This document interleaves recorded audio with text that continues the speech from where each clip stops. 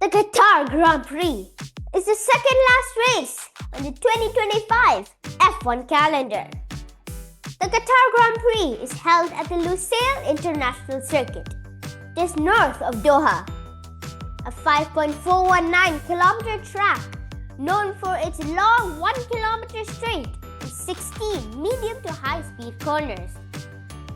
First run in 2021, it's one of the few full night races on the F1 calendar. Lewis Hamilton won the inaugural Qatar GP in 2021. The 2021 race was marked by multiple front left tire failures. Several teams tried to go for one-stop strategies despite warnings, and that led to problems.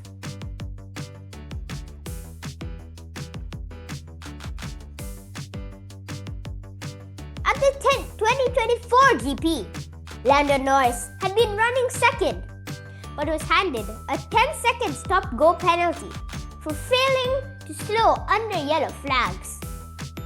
This dropped him to 10th by the end.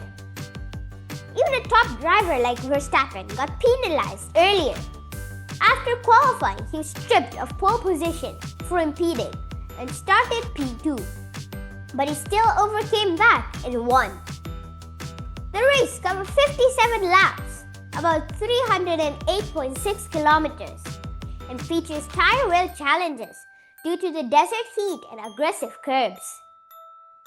Even though the GP is run at night, the desert environment means the track and ambient temperature remain high. The asphalt can retain heat from the day, putting extra thermal stress on tires, brakes, engines, and cooling systems. High humidity on top of heat makes cockpits and tire management demanding. Drivers often deal with physically taxing conditions, which can lead to fatigue or even heat-related discomfort and health issues. Due to the surrounding desert and winds, sand often gets blown on the track surface. That reduces grip and can make corners tricky. Some must constantly monitor track and evolution, and drivers must adapt accordingly.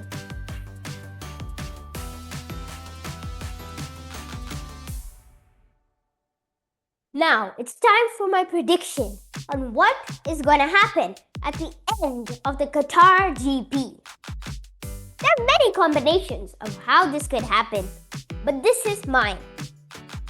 Max Verstappen has been flying throughout the season and is now tied with Oscar Piastri for the championship spot and is 24 points behind Lando Norris.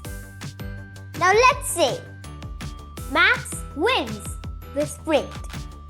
He will gain 8 points, meaning he will now be 16 points behind Lando Norris. But what if Lando Norris comes second in the sprint? The gap will increase by 7 points, meaning Max will now be 23 points behind. But since he's such a good driver, what if he comes first in the actual Grand Prix? He will gain 25 points and will be 2 points ahead of Lando. But Norris, for example, he comes fourth. He will gain 12 points and the gap will increase by 12 points.